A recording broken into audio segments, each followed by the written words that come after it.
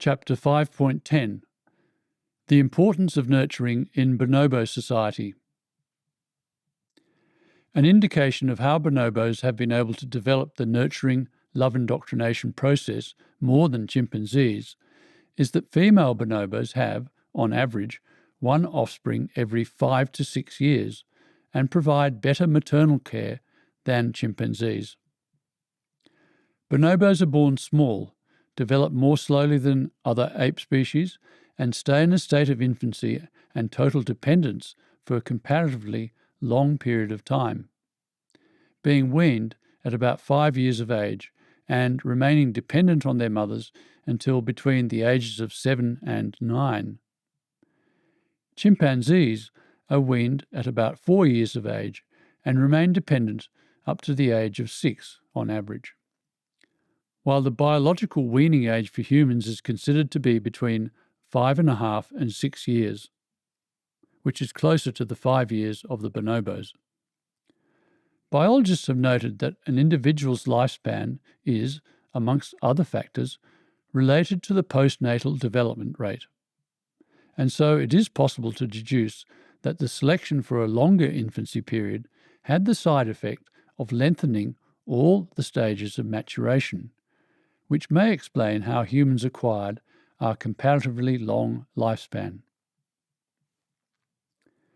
The primatologist Takayoshi Kano's long-running study of bonobos in their natural habitat in the Democratic Republic of the Congo has observed this prolonged infancy in practice, reporting that the long dependence of the sun may be caused by the slow growth of the bonobo infant, which seems slower than in the chimpanzee. For example, even after 1 year of age, bonobo infants do not walk or climb much and are very slow. The mothers keep them near. They start to play with others at about 1.5 years, which is much later than in the chimpanzee. During this period, mothers are very attentive. Female juveniles gradually loosen their tie with the mother and travel further away from her than do her sons. As alluded to in this passage, the bond between mother and son is of particular significance in bonobo society, where the son will maintain his connection with his mother for life and depend upon her for his social standing within the group. For example, the son of the society's dominant female, the strong matriarch who maintains social order, will rise in the ranks of the group, presumably to ensure the establishment and perpetuation of unaggressive, non-competitive, cooperative male characteristics, both learnt and genetic, within the group. Again, historically, it is the male primates who have been particularly divisive in their aggressive competition to win mating opportunities, and therefore the gender most needing of love indoctrination, as this 2003 quote from Paul Raphael makes clear. Patient observation over many years convinced Takayoshi Kano that male bonobos bonded with their mothers for life. That contrasts with the chimpanzee males, who rarely have close contact with their mothers after they grow up, instead joining other males in never-ending tussles for dominance. The following quote, part of which has already been referred to, from Sue Savage-Rumbaugh and the writer Roger Lewin's 1994 book, Kanzi, the Ape at the Brink of the Human Mind, provides further insight into bonobo society and its emphasis on nurturing. Bonobo life is centered around the offspring. Unlike what happens among common chimps, all members of the bonobo social group help with infant care and share food with infants. If you are a bonobo infant, you can do no wrong. This high regard for infants gives bonobo females a status that is not shared by common chimpanzee females, who must bear the burden of childcare all alone. Bonobo females and their infants form the core of the group, with males invited in to the extent that they are cooperative and helpful.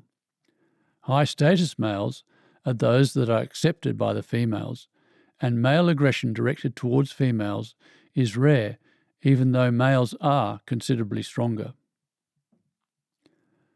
Also, unlike what happens among common chimps, is the fact that bonobos regularly share their food, and while chimpanzees restrict their plant food intake to mainly fruit, bonobos eat leaves and plant pith as well as fruit, a diet more like that of the gorillas. While bonobos have been known to capture and eat small game, including small monkeys, to supplement their diet with protein, they are not known to routinely hunt down and eat large animals, such as colobus monkeys, like chimpanzees do, with hunting behaviour by bonobos very rare. In Chapter 6.6, it is explained how mechanistic science has had to try to argue that bonobos are not gentle and peaceful, because their cooperative behaviour serves as an unbearably exposing and confronting reminder of our now immensely angry, egocentric and alienated, unloving and unloved lives.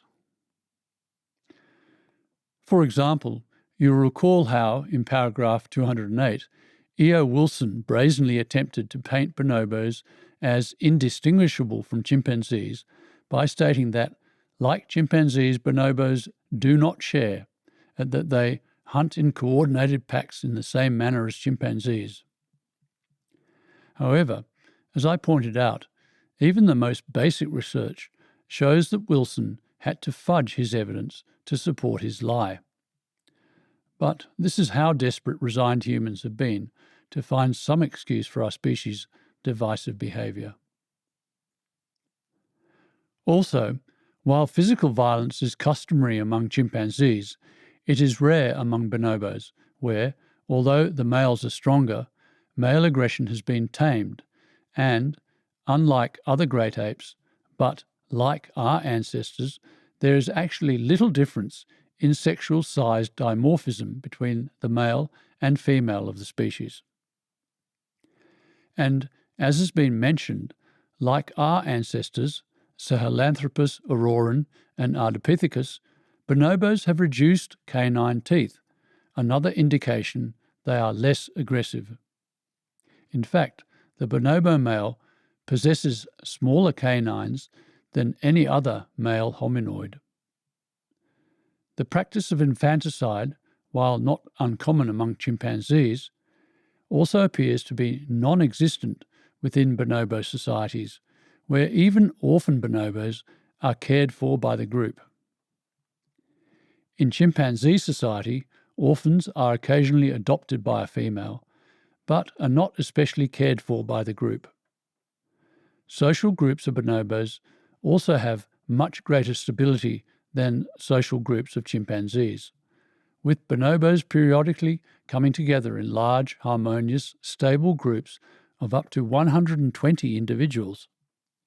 As Barbara Fruth's observation, included in paragraph 415, indicated, up to 100 bonobos at a time from several groups spend their night together. That would not be possible with chimpanzees, because there would be brutal fighting between rival groups. The primatologist Genichi Idani similarly reported that in societies of African great apes other than bonobos, only antagonistic, aggressive relationships have been reported between unit groups. Bonobo neighbourhood relationships allow peaceful coexistence of two unit groups and provide the first non-human primate community model which is close to human society. So bonobos are much gentler than their chimpanzee cousins.